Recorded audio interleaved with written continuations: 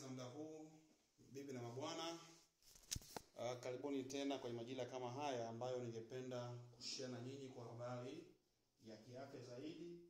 Lengo mazumuni ni kuendeleza kuimarisha afya zetu ili tuweze kuwa salama.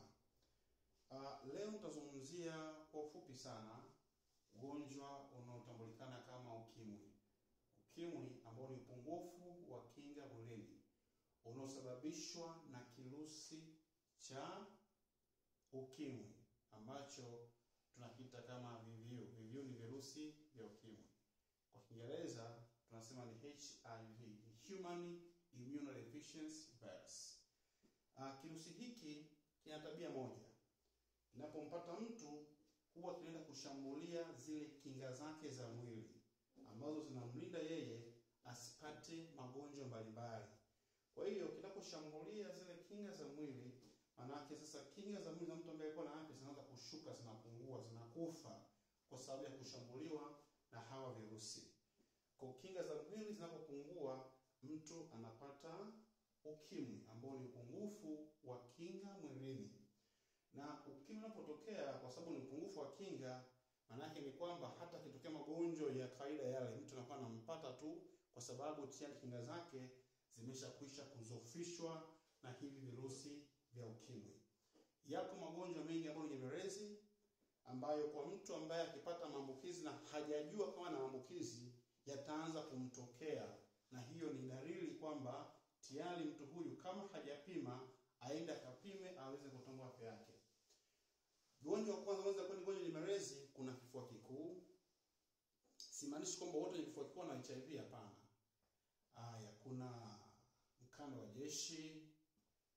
Kuna magonjwa mengi ambayo yanaweza kumpata mtu ambaye tayari kinga zake zimeshakwisha kushuka. Lakini tuende kwenye point ya msingi. Tuende kwenye mada kubwa ambayo ndio lengo la mimi kuzungumza katika muda huu. Watu wengi wanaamini kwamba ukimwi unaambukizwa kwa njia ya kujamiana. Ni kweli, mantiki yao sio mbaya. Lakini njia kubwa ambayo inasababisha maambukizi ya virusi vya ukimwi ambao ni kubwa na ni hatari zaidi ni ule mkutaniko wa damu baina ya mtu ambaye tayari anaishi na virusi vya ukimwi na mtu ambaye haishi na virusi vya ukimwi. Kwa hiyo damu zinapokutana za mtu anaishi na virusi vya ukimwi na ambaye haishi na virusi vya ukimwi, nini kinafuata sasa? Kunakuwa na mbadilishano tu wa vile virusi. Inatoka kwa mtu ambaye tayari ni mwasilika kwenda kwa mtu ambaye alikuwa sio mwasilika. Kwa point ya msingi hapa ni kukutana kwa damu. Kukutana kwa nini? Kwa damu. Kwa nini kukutana kwa damu sasa? Kukutana kwa damu maana kunatokea tu kwa njia tofauti tofauti. Mfano, kuna njia ya kujamiana. Endapo sasa hawa wawili wanaojamiana ikitokea ile michubuko au mikwaruzo. Kwa nini mtumishi wa Bwana upate michubuko au mikwaruzo wakati madaktari kama sisi tupo kwa ajili ya kukufundisha wewe sasa upate elimu ni namna gani usipate michubuko, ni namna gani usipate mikwaruzo wakati wa kufanya mapenzi?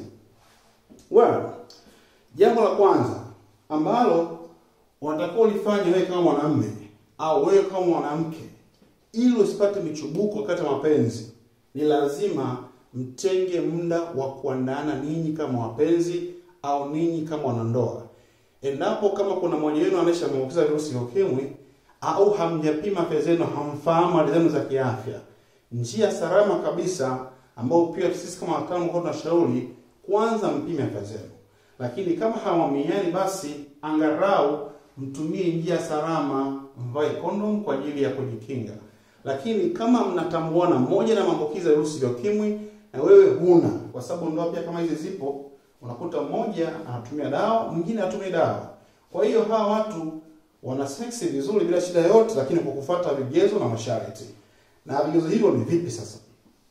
Mwanamke kama mwanamke huwa anatakiwa apewe muda wa kuandaliwa walau kwa dakika 15 mpaka 20. Unamwandaa kwa ajili ya kufanya mapenzi. Katika hali ya kiwahisia, mwanamke huwa tunamchukulia kama chungu, lakini mwanamume ni kama sufuria.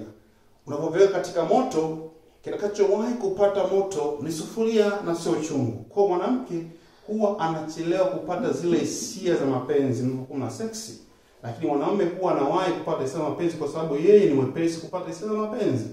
Kwa ili kusaidiana na kulindana katika swala la kiafya, ni lazima mtenge muda wa kuandaana kimapenzi ili mtakapofanya tendo la ndoa basi kusiwe na madhara ya aina yoyote ile.